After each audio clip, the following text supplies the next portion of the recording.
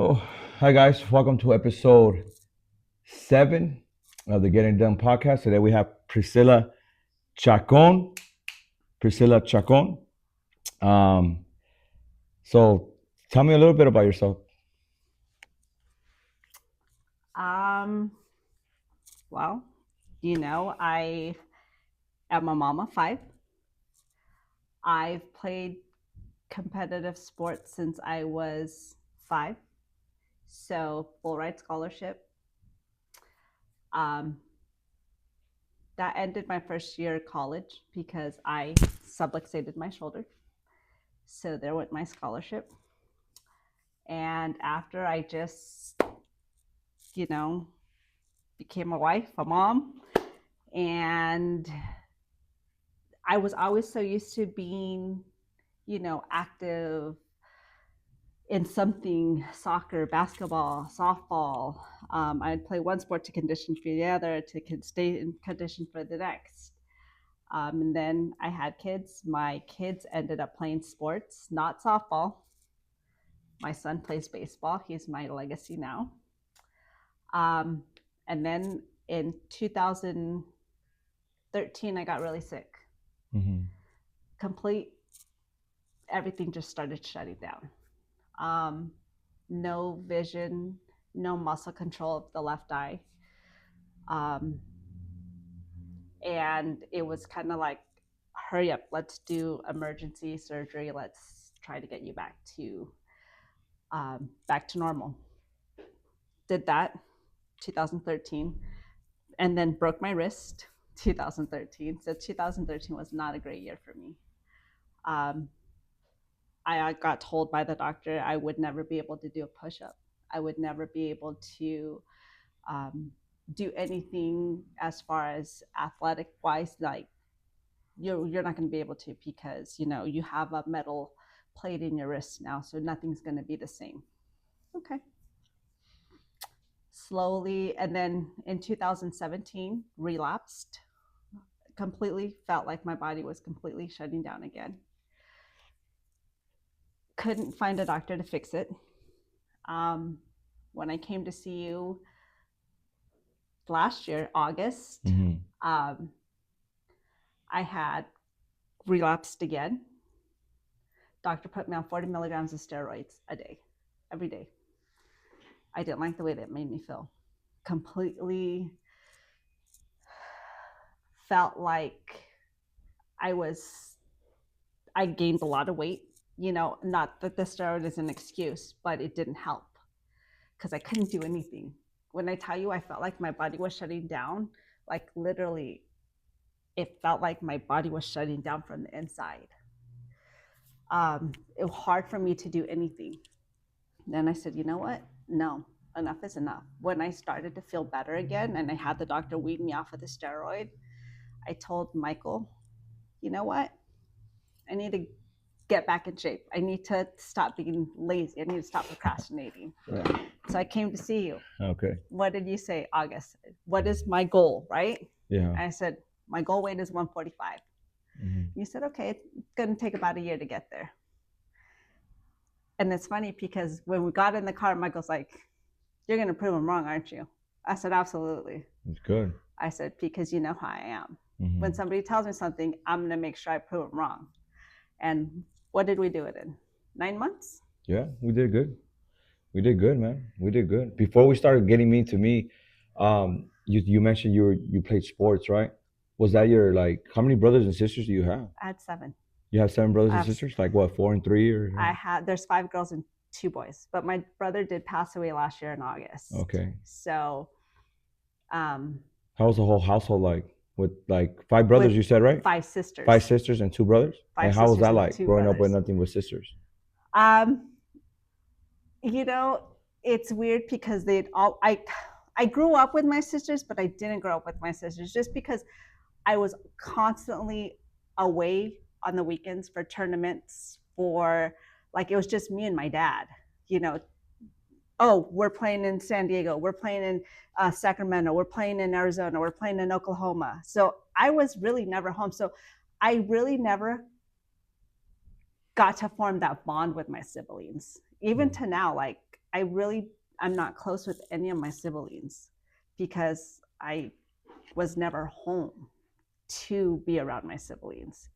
That's why to me, with my kids, it's so important that they're there for each other and they grow up together because I know what it's like to kind of be like the outside one, and all of the other ones are close together. So it is what it is. I try to reach out to them, but it's like there's that barrier, right? Just because I was never around growing up with them. So So they didn't play sports. they did, but not competitive like I did. Like with me, it was all my parents were always about like me, right? Why is Um, that? Why was it just you? I was good, not that my siblings weren't, but like my parents knew I had that scholarship potential. They knew that like I didn't work. I didn't have a real job until I was So 21. how old were you when you started playing? I was 5 when I started playing. And I started You playing started playing travel ball. just like softball. Yeah. So I played t-ball with the boys, Okay. and then I played softball. And then at 10 is when travel ball started to make a scene around, right? So then I was playing travel ball. So I played travel ball since I was 10 all the way to high And what school. area was this at? I played in Upland. So Riverside Upland is where I played. Oh, so yeah. Yeah. And so at the time there was no girls teams or what? Well, no, that's when I started playing with the girls, right? So, but I lived in the high desert. So in 1990, my parents moved to the high desert, Where's the high Apple Oh, Valley. okay, So I gotcha. lived in Apple Valley. The thing with Apple Valley is they didn't know what competitive softball was. So my parents would drive to Upland so I can play because they wouldn't let me play up there because they said it was too competitive for them. So Also, you moved. You were too competitive for Upland. no, for Apple Valley. Oh, so you had to travel back over here. Well, Apple So Valley wasn't like that much, or what? no, Why not? because when we moved up there, It was nothing. there was nothing. How long ago was that? 1990, in the Like early in the 90s. early '90s? Yeah, Oh shit. to where Bear Valley was a two-way highway. Bear Valley's the 215, right? Um, Oh no, is it? Bear Valley is off of the 15 freeway, but now there's like 4 lanes to each I know side. exactly where the traffic jam happens. Yes, So it's to be yes, two. yes. So what happened when you moved to Apple Valley? Where did you play? You just kept I driving had to, down yeah, because they wouldn't let me play up there. They said that I was too competitive to play with the girls up there. because it was like a brand new city. Yeah, well, yeah, and they didn't know what fast pitch was. So you've been like always like in shape the whole time, right? Mm-hmm. So you grow up, you start playing t-ball. What? I assume you started getting scouted like in middle school. So with travel ball, when travel ball was around then, is college scouts would come start watching us when we were playing about 16. So that's why sophomore year, like my freshman sophomore year. freshman sophomore year. And what travel team was that? Well, I originally started with American Pastime, 10U, and then as I got in high school, I played with the Pirates out of Riverside. They're still there, the Pirates and all that. They're probably still there because Yeah. I've seen American Pastime. Some girls in uniforms, still they're still around. So during this time, you had coaches, right? Okay, What did you take? What did you take from those coaches? Like which one was like? I mean, my coach has always been my dad, right? And then I had a couple high school coaches and like college coaches, right? Mm-hmm. But in your case, like how many coaches did you end up having during this whole time? My dad had always coached me also. Okay, cool. Right. I was so in high school I played pitcher, I played second base, and then in travel ball I'd play outfield, second base. And God damn, you were like all positions or what? I did. Yeah? I was, yeah. So you had an arm. Yeah. So you could throw from the fucking outfield and all that shit? So that's why when I subluxated my shoulder, it's because of all the fucking throws, right? I knew, and it was during one of my college games, and I knew I should have just told the coach to take me out, right? Because I was tired. It was hot. And I knew as soon as I pitched, I felt that tear. You just felt that shit go on? I felt that tear. Well, what does it feel like? I just felt that separation and that inside tear to where if I wanted to pinpoint exactly where the pain was, I couldn't pinpoint it. Okay. But I felt it. You felt it. I felt it. So, I mean, your dad coached you, and like, My What dad coached what me morals did you get out of your dad? in high. Be humble. Be humble all the time. Be humble. You know, you have to remember when you move to a city where the population is where you're the minority, right? Yeah. Literally the only ones in the school. Oh, so you were the only Latina girl at the time? Yes. Oh shit. Okay. On the block, like we were the only Latino family on the block because my dad always made sure we grew up in nice neighborhoods, right? So how was that fucking like with that block, bro? That was the hardest, right? Yeah. Because here I am coming in, and you have all these White people? Yeah. you know, and they're looking at you like, well, who are you? And why do you think you're being nosy and all that? Yes. So my dad would always say, show it on the film. And my dad was, and my parents were never ones to be, my daughter's the best. You know, they were never those loud parents. Yeah. They were always quiet, but I knew that they were proud, right? So my dad would always say, even if you are the best, don't say it. Show it on the field. Show it in the game. So meaning like don't let your emotions speak. Right. Let your game show. Exactly. Okay, cool. You want people to notice you and play. Show them how good of a Did player he play? you are. Did he play baseball? He did it. He didn't? Mm-mm. Oh shit. So what made him get you into baseball then? I don't know. It's just, were you out there throwing one day, or how did that happen? My parents always wanted me to be active. Like they wanted all of us. We all played sports. Some of us played soccer. Some of us played basketball. So when we moved to the high desert, because softball was a big thing, even though it was my big thing, my parents said, okay, let's do basketball. Let's do soccer. You know, so that's when I started getting into other sports. That's when you started messing with sports. Yes. Which I'm very glad, because in college, scouts look at that. They want to make sure that you're a team player, not just in your sport, but they want to see that versatility, right? Oh, you can play basketball. Oh, you can play soccer. Oh, you're a great softball player. And so they look at that. So your dad coached you. What happened when he coached you in high school too? He didn't. But he was on the outside, right? He was. So who was this coach in high school? So when I started, so before I even got to high school, I was already scouted. Like they already knew who I was before I even touched a foot in high school. Yeah, I get it. So when I went to high school, it's like, oh, you're Priscilla. Oh, and I'm just like, yeah. So it's like varsity my freshman year started, you know, all CBL, player of the year. What school was this? Apple Valley. So you grew up over there in Apple Valley? Okay. I did. Oh shit. I did. How was the league out there? It got better, right? Because now there was another girl that played softball down here that also had moved up there, and at that time they started allowing us to play like club. Yeah, like little league up there, right? They're forming little league. Well, little league will be what, like Sunday league? No, like during the week, you know. Like scrimmages? Yeah. Oh, okay. So so this is freshman year. This was so you got like scouted junior high. So freshman year you got scouted, you made varsity.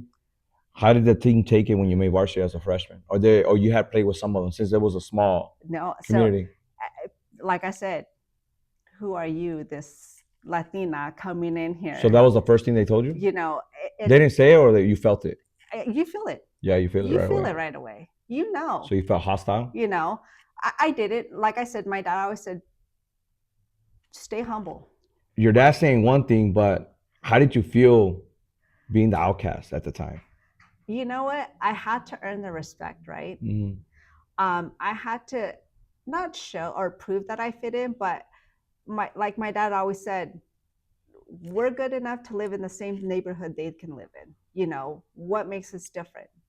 So that's why, to me, and that's why I tell my kids, don't fall into the demographics. We're already a minority. Don't give people the reason to talk. I agree. Right? So don't have people have this perception, oh, you're Latina, so you're gonna end up pregnant in high school. No. Yeah.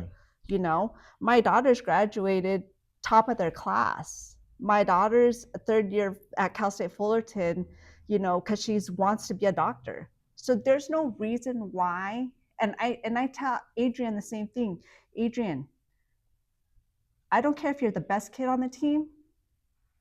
You stay humble and show it on the field. He has umpires now telling him, or telling me, coming up to me, you're his parents? Yeah. I love watching your kid play because he's the humblest kid out there.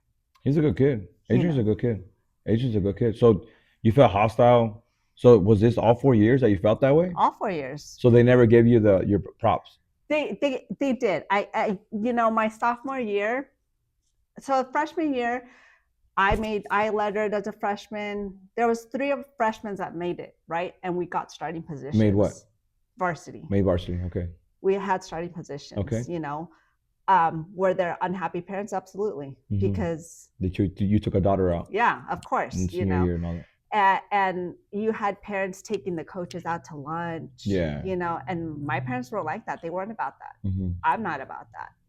If I'm gonna play, I'm gonna play because I earned the position, mm-hmm. not because it's given. Yeah, it's given. Nothing's given. Everything's always earned, no matter what. So what happened to the 2 other girls, or 3? Was there 3? was 3 of us. One was a pitcher, so we would rotate. So the girl that was a pitcher like me, our sophomore year, my coach, girl, he was a guy. He was a guy. Yeah. What's his name? Coach Landreth. He passed away, actually. Shit. Yeah, he passed away in 2000. So he was already older cat when you were there. But he had gotten bit by like a snake, or a spider. In Apple Valley? Yes. Oh shit! What's up? Yes. Oh shit! And he passed away. So, but he never allowed the other coach to play somebody over me if they didn't deserve it. So does that make so he kind of stood his ground with me, like, hey, while the other coaches were getting taken out to eat. Yes. He made it like, we're like, no, dog, like she plays better. Exactly. Okay. So my sophomore year was probably my best year in high school. Our team made it all the way to the quarterfinals, mm-hmm. which was the furthest they had ever made it, ever. That year, my pitching record was 20-1. And what does that mean for the people? Like, so 20 wins, 1 loss. So you only lost once? Yeah. Your sophomore year? For my pitching record. So out of the 21 games I pitched, you only lost 1 game? I lost 1 game. That's cool, man.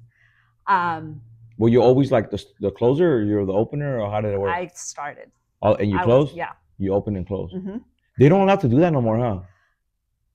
Like, I seen it like I'm a Dodger fan. Because it's not good it's a lot on your arm. Yeah, but before they'll let you, right? Before, yes. They would just let you go, right? They count the pitches. It depends on how many pitches. Now or back then?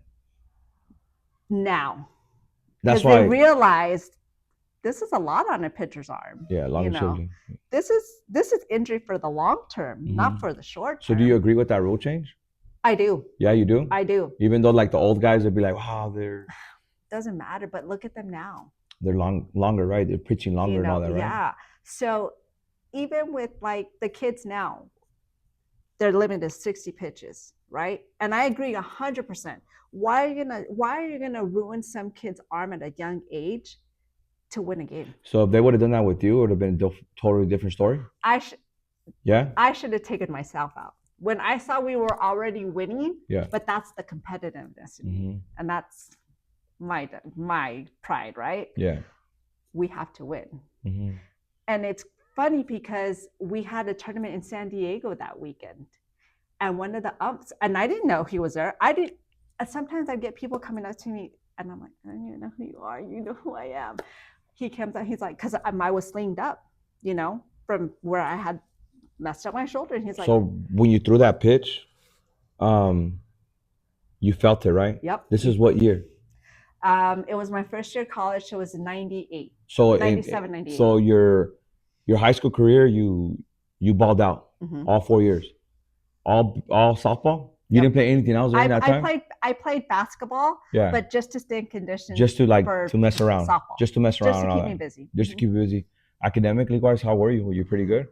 I academics were never my strong point, and not because I wasn't smart, just because I was lazy. Like, You did what you had to. yeah, So I you did what I graduated had to and then go on from there. to play. And then what college did you end up going to? I was gonna go to UCR, but because they wanted my GPA a little bit higher, I was at San Bernardino Valley. That's where I hurt my shoulder. But the coach at UCR had already had everything Like and settle for you? yeah, and he told me, he's like, look, my offer still stands. If you want to come play, my offer still stands. But I told him, you want me for outfield. You know how long it's going to take for this to heal?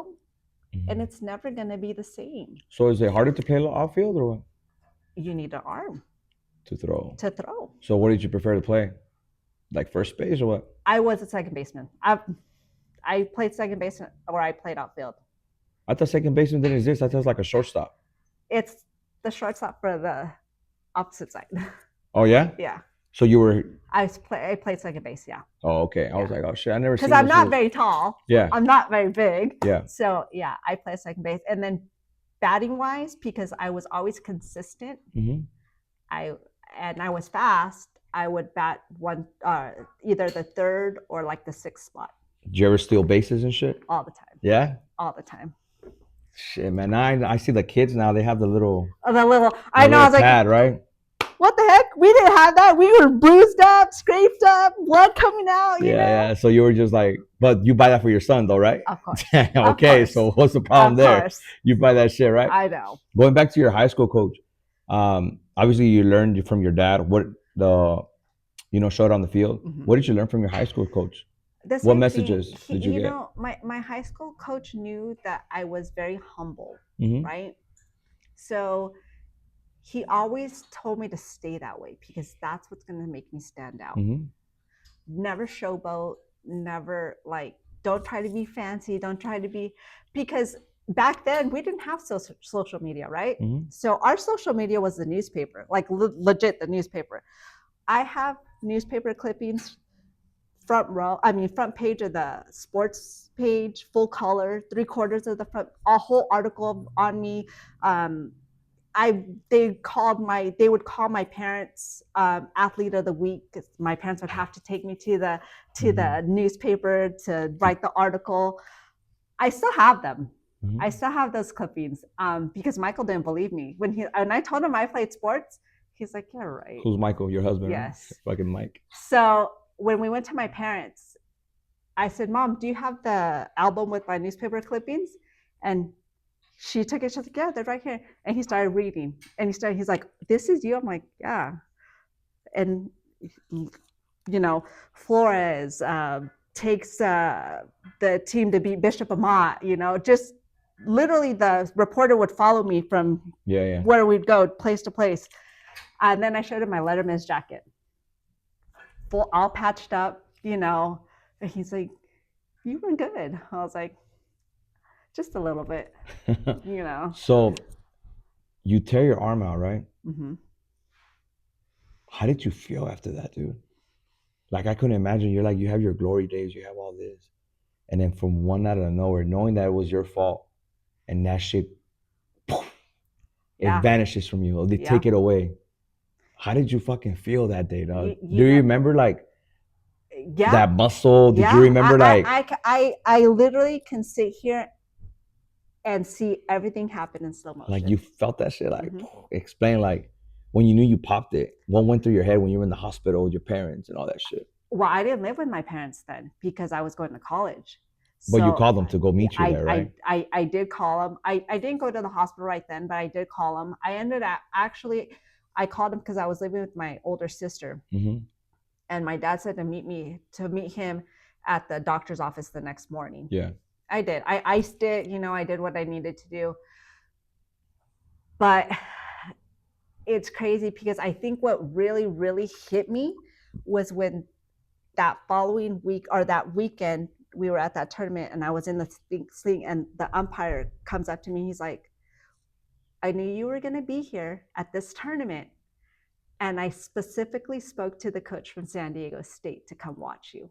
He's like, and you're in a sling. And you're in a sling. And I'm just like. So that happened. What's up with your process? Like, what was going through? Did you want to go back to play softball again, or you knew you were done? I did, but I was scared because I knew that an injury like that would haunt me if I didn't take care of it the way I needed So to. you pretty much shut yourself down. I did. You never had like that get back where like you wanted to go back. I did, but then, you know, I just it was a long process in rehab Mm-hmm. to get my shoulders. How long was it? It would have been at least a year. Like just rehabbing, like physical therapy Because and stuff. they didn't know exactly, like the MRI showed the tear, Yeah. but it was that it might need surgery, it might not. So what happened? Did you It end up might getting it? not. No, You just I let it just heal. let it heal. Is it healed now? Yeah. Does it hurt sometimes? Yeah. So after that, that baseball's away, or I mean softball's away. What happened next? Like what did you end up doing or what? I just went to school, got married. I got married at 20 to my ex-husband. I got married at 20. I had the three kids. Which are? My oldest is Mondo. Is that the flower girl? No, Okay. she's my youngest daughter. Oh, okay. From him. So this is the Cal State, the girl that third year college. Yeah, okay. She's my youngest. Okay. So I had my son. He's 25. Mm-hmm. I had my other daughter, and then I had Sabrina. So, yeah, I just had to figure life out, right? Because I didn't know what it was like to work.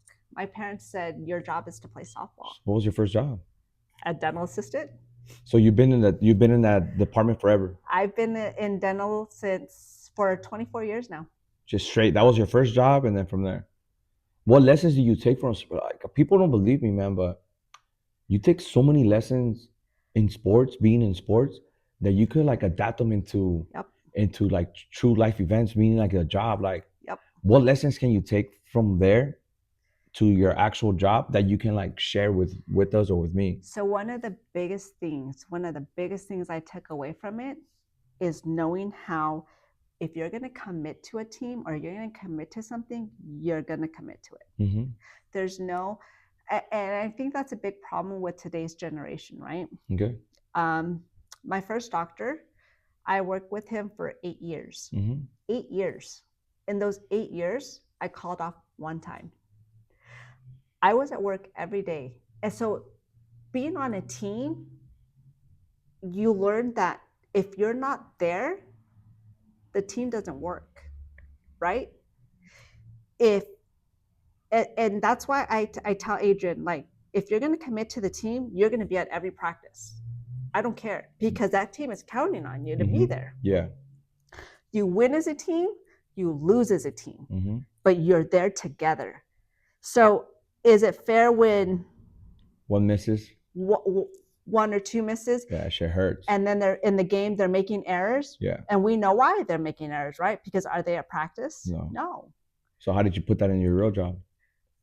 You show up every day. You show up every day. No matter what. I would go to work sick.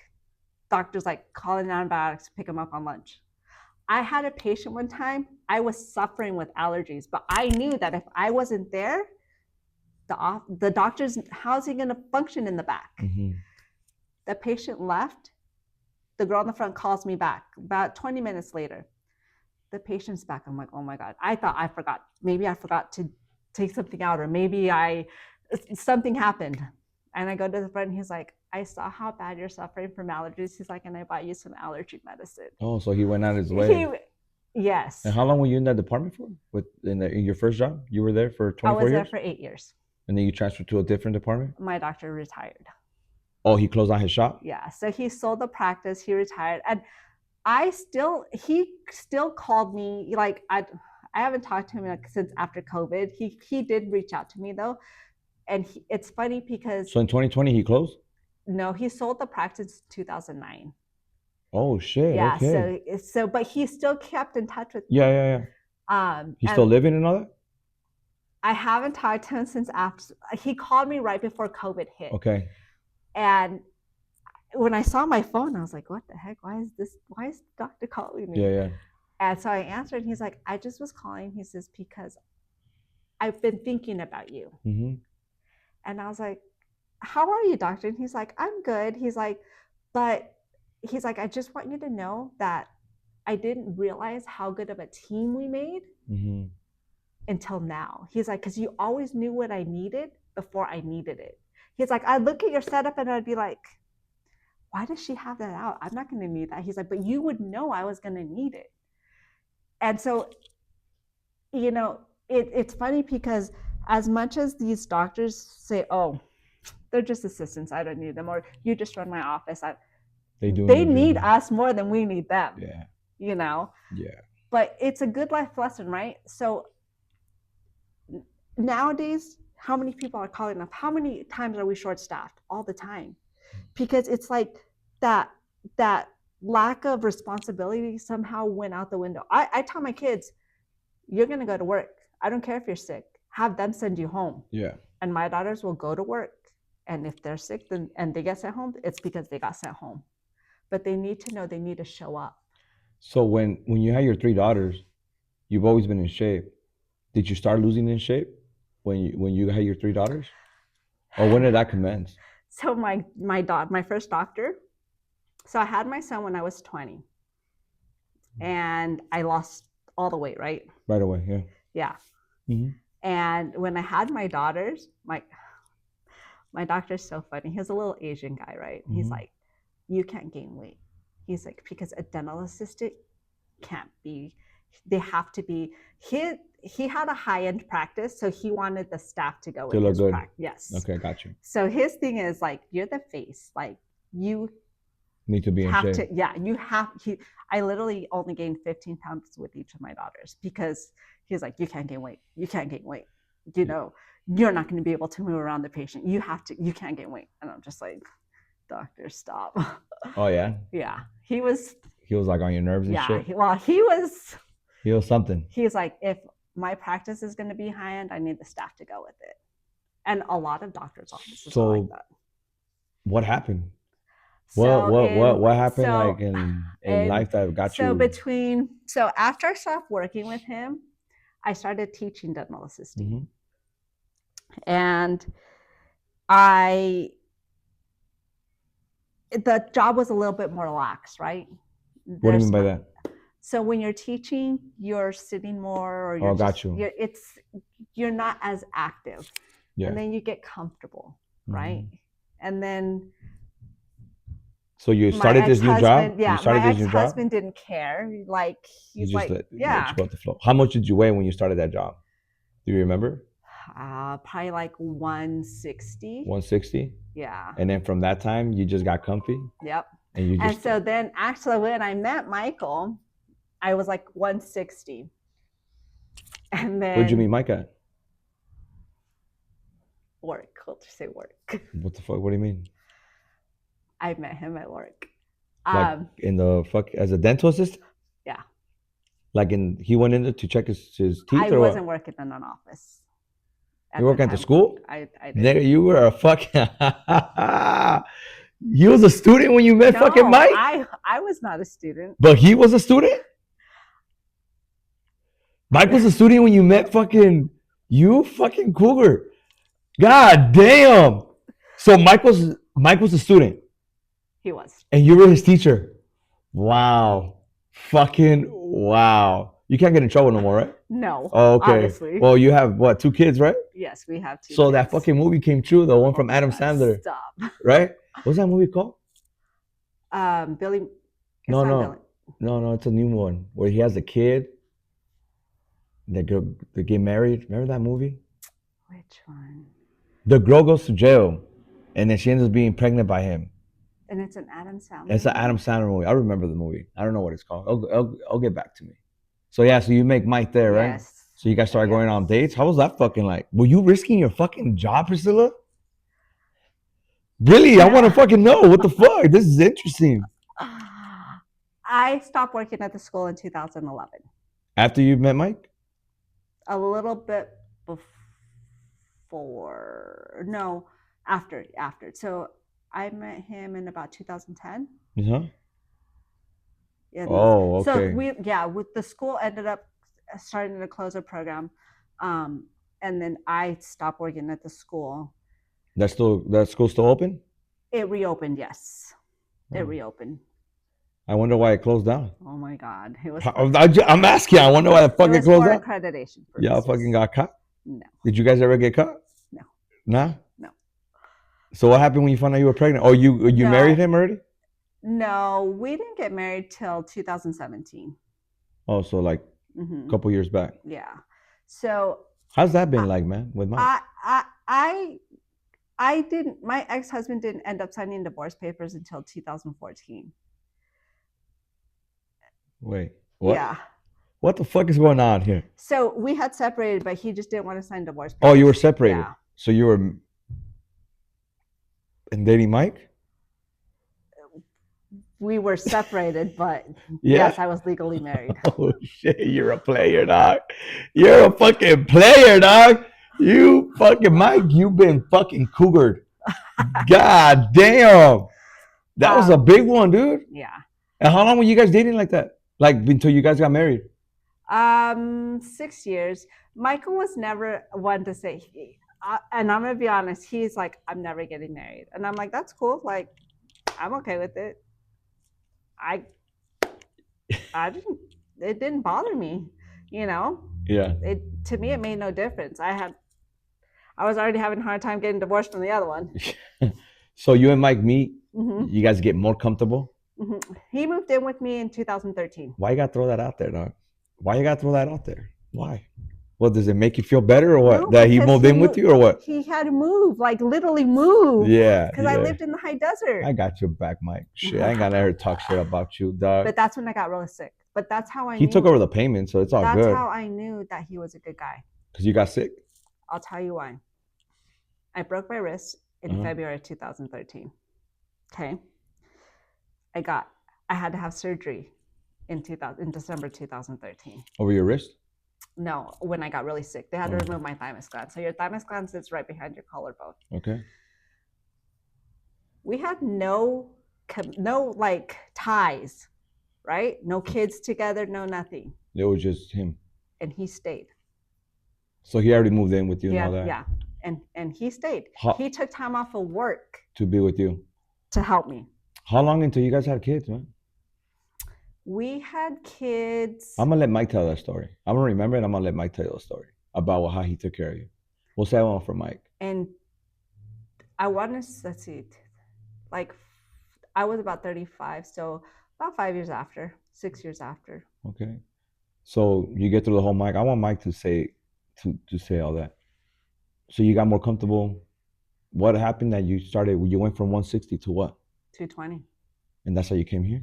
At 220. Before coming here, what other gyms did you go to? We did the camp right before we got married, just to, for the wedding picture. Yeah. I mean, for the wedding. And then, so we did the camp, but I had relapsed 2 weeks before the wedding.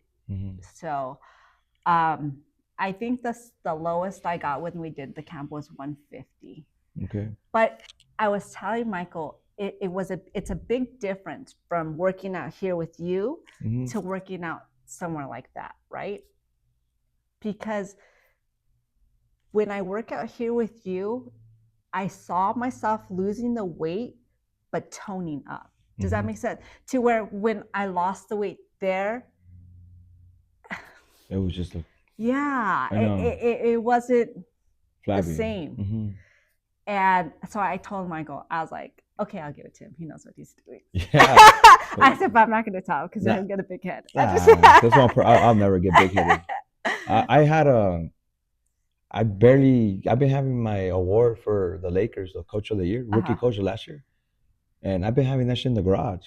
I'm barely going to put it up. And I had that shit since last year. So I'm like the last person to be showing off shit. I remember the day you came here. And you and Mike came out on Saturday, I think. Yeah, he came with Adam. He came with Adam. And I remember he was good to go. And I remember him being like, I think combined, how much weight? 100 and what? Well, by yourself, you're 120, right? Or 140? Right now? You by yourself. After the competitions and all that. After the competition, was it 140 that you lost? No, or 120? It was 120. 120. 120, right? And Mike lost like 80. No, he lost like 90. So combined, almost 200 pounds. That's a combined. That's a Mm-hmm. fucking person, bro. Mm-hmm. That's fucking crazy. It's more crazy when I'll ask my doctors, like they didn't, nobody at work believes me. I'll tell them, if I told you I weighed 220 pounds last year, would you believe me? They're like, yeah, right, no way. Yeah, people won't believe you for They don't shit. believe me. Yeah, they won't believe you And for they're shit. like, no way. Like, and I'm like, yeah. And I'll show them a picture and they're like, oh my God. Yeah, it's crazy. Like, even I'll post up the pictures. Like, what was it, 3 month difference? May. Yeah. May. So May. So I didn't make you start till June, right? Right. Yeah, I didn't make you Right. start till June. So June, July, August, September. That's 4 months. 4 month difference between that one to that one. A lot leaner. Yeah, a lot leaner. A lot, A way, lot leaner. way, way leaner, and a lot like, it Yeah. felt good. So, true story. Mhm. And this literally just happened a week and a half ago. Yeah. I had to go see my old boss, somebody I'd been dreading to see because it's not a person I would like to have around, Yeah. and not a person I want to be around. Mhm. But went to go see him because I had to, not by choice. I had to. Yeah. And he comes out. Keep in mind, me and him are the same age. Okay. He comes out and he's like, He didn't recognize your ass. and I'm like, what? You don't recognize me? He's like, oh my God. Yeah. He's like, you look amazing. I was like, and you look like crap. So I need to share this story because you haven't been on the last one. Do you remember that day where I told you that you weren't ready, but it was up to you if you wanted to do it or not? Bro, how did you take that? I told you, when somebody says it can't be done, or you're not going to do it, or I'm going to take that and I'm going to work harder. Now, if you think if you never played sports, you think you would have been able to handle it the same way? No. Fuck no, right? Mentality, no. Okay, good. But Absolutely not. I knew that I had to flip it like that towards you because I knew before that talk, I had already seen your newspapers. So I'm like, I know what it feels like because I was built to be a professional soccer player. So I'm like, I'm gonna fucking use that shit. So you know what it's like to constantly be in everybody's, and every critique, every Yes. fucking, oh, you know what, you did good, but you didn't fucking do Yep. hard enough, you know. So and to be in the spotlight yeah, under a microscope. yeah. So I was like, I'm gonna say that to her, and you took it fucking good, bro. Like, mad props, you took that shit good. But I knew I needed to get you that going. Because some people will break them Oh, down. they would have broke. If I've only, the way I told you was very direct, like a fucking coach to a player. The way I fucking told, because I knew you could take it. I had a couple other ones that I had to like say after the name, but I knew that with the type of person like you, I had to get straight to the point and like let it sting.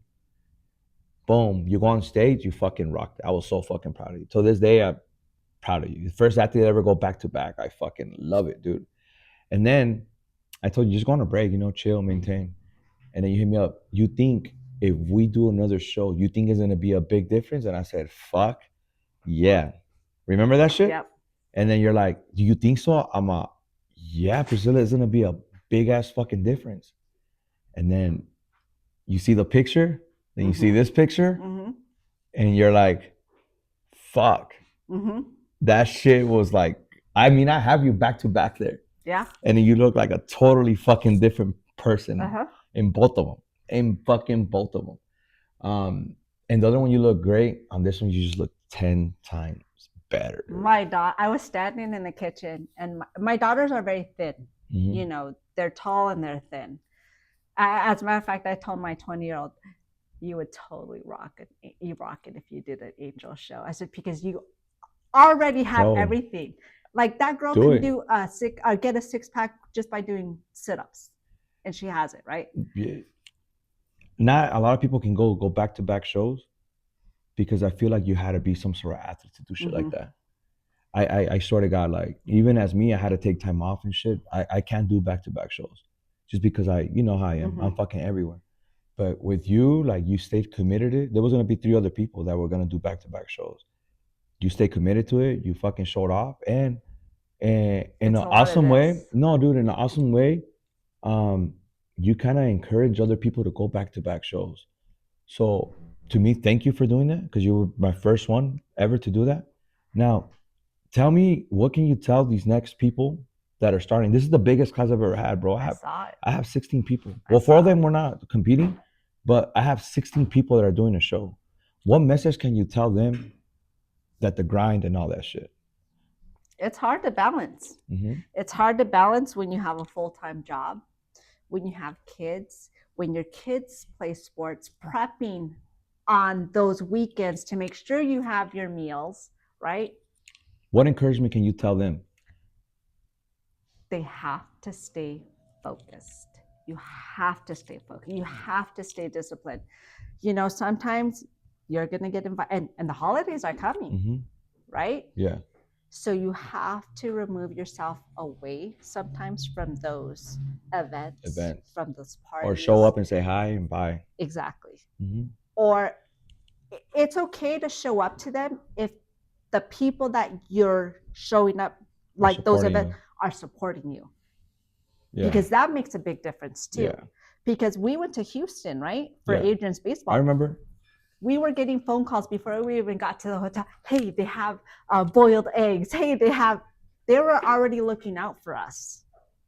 So you're saying maintain focus. Mm-hmm. Maintain focus. They also caught a first glimpse of my workouts with comp class, which are totally different. Different, 100%. So I told them, Mama, every class does this shit, man. Mm-hmm. It's not like I'm trying to prove a point or not that. It's just I want people to come here and train till exhaustion. Yeah. And also the last thing I told them was like, you're not training here to lose weight. You're training here to win a show. Mm-hmm. And they caught that. I want you to leave out with a message to them. Like if they were all right here, give them some motivated words, because to me, those pictures speak motivations to anybody. Yeah. So if you have all the people here, I want you to imagine that you have all the competitors here, and I want you to tell them, bam. Stay focused. Stay disciplined. It's always the mind over matter. Learn to say no. And it's okay to say no. Mm-hmm. You know, if somebody has something to say, then you don't need that person around you. It's that simple. Exactly. Remove yourself. Mm-hmm. Remove yourself from those people, because that's what I did. That's what me and Mike did. Yep. We had to. Mm-hmm. Did we lose friends? Maybe. Mm-hmm. Ask me if I care. So what? Because look at me now and look at you. Exactly. Awesome message.